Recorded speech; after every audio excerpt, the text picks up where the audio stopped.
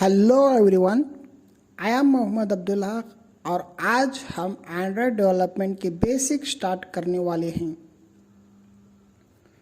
कुछ भी शुरू करने से पहले उसके बेसिक्स कंपोनेंट्स की जानकारी होनी चाहिए। इसी तरह एंड्रॉयड डेवलपमेंट सीखने के लिए एंड्रॉयड कंपोनेंट के बारे में मालूम होना चाहिए। तो समझते हैं किन मेन कंपोनेंट्स पे बेस्ड है एंड्रॉयड ऐप डेवलपमेंट।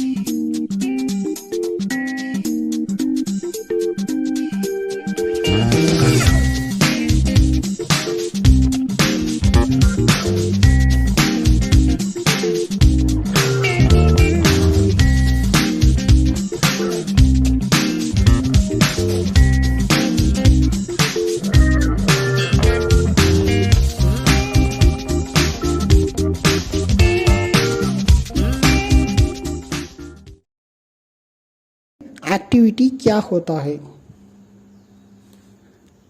एक एक्टिविटी सबसे मोस्ट इम्पॉर्टेंट कंपोनेंट है जो एंड्रॉयड डेवलपमेंट में यूज़ होता है।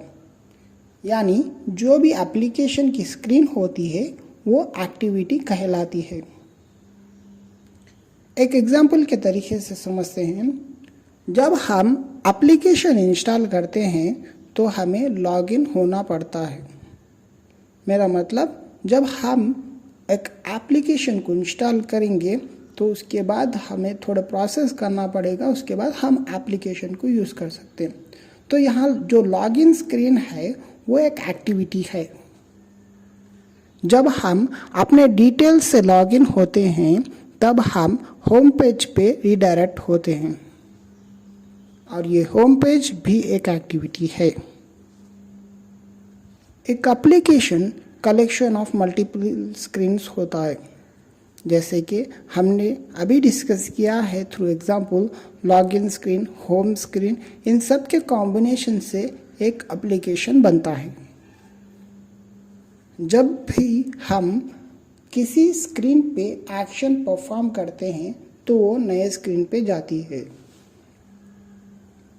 जो भी एप्लीकेशन में स्क्रीन्स होती है वो एक यूज़र इंटरफेस के लिए होती है, मगर हम डेवलपर्स के लिए ये स्क्रीन एक एक्टिविटी है।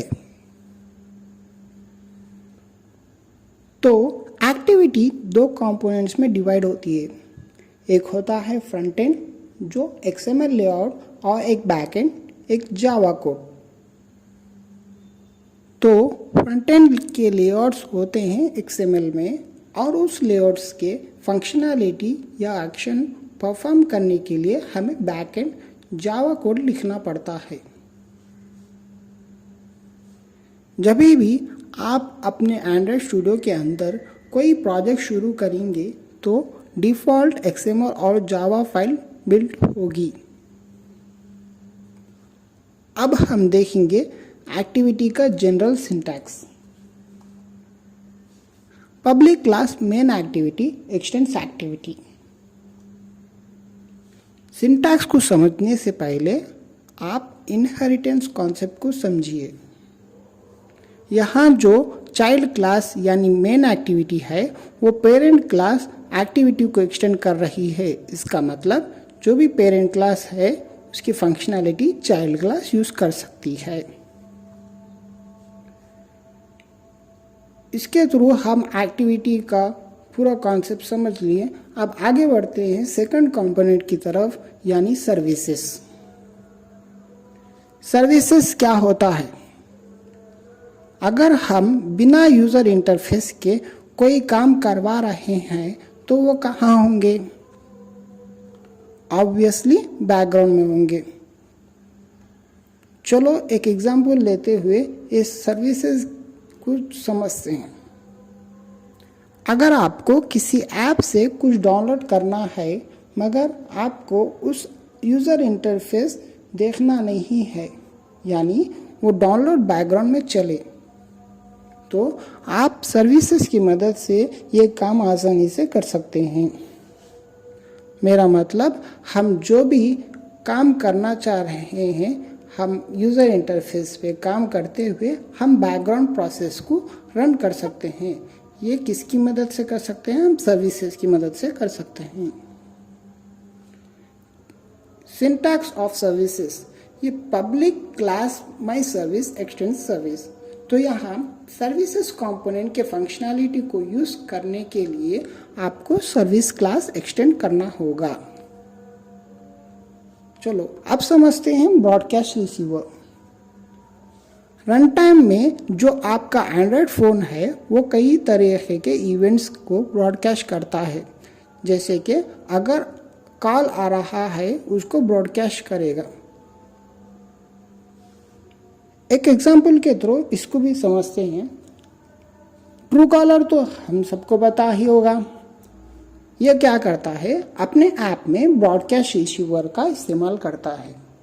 किस तरह से ब्रॉडकास्ट रिसीवर का इस्तेमाल करता है, जब भी कोई फ़ोन आता है तो वो ब्रॉडकास्ट रिसीवर के थ्रू एक पॉपअप विंडो भेजता है जिससे यूज़र को कॉल डिटेल्स पता चलता है। अब हम ब्रॉडकास्ट रिसीवर का एक सिंटैक्स देख लेंगे। Public class my receiver x tends broadcast receiver, इसके अंदर हमें एक ऑन रिसीव एब्स्ट्रैक्ट मेथड मिलता है जिसके दो पैरामीटर्स रहते हैं, कॉन्टेक्स्ट और इंटेंट। तो जब भी आपको ब्रॉडकास्ट रिसीवर के थ्रू कोई इवेंट चलाना हो तो वो आप ऑन रिसीव मेथड के कोड में लिख के परफॉर्म कर सकते हो। अब देर किस बात की, कंटेंट प्रोवाइडर की तरफ बढ़ते हैं। कंटेंट प्रोवाइडर से पता चलता है इसका काम क्या है। हाँ जी, ये हमें कंटेंट प्रोवाइड करता है। अगर आपको एक ऐप का डाटा दूसरे ऐप में प्रोवाइड करना हो तो यहाँ हम कंटेंट प्रोवाइडर के मदद से ले सकते हैं, मगर यहाँ हमें कंटेंट रिजॉल्वर नाम की क्लास यूज करना होता है। चलो जानते हैं सिंटैक्स की मदद से। Public class my content provider x tends content provider. Content provider एक पेरेंट क्लास है जिसके अंदर बहुत सारी फंक्शनैलिटी होती है और यहाँ पर हम एक ऑन क्रिएट मेथड यूज कर सकते हैं जो एक एब्स्ट्रैक्ट मेथड है कंटेंट प्रोवाइडर का। यहाँ पर my content provider class extend कर रहा है कंटेंट प्रोवाइडर क्लास को, जिससे हम कंटेंट प्रोवाइडर क्लास की फंक्शनैलिटी यूज कर सकते हैं। आज के लिए इतना ही काफ़ी, मिलते हैं कल।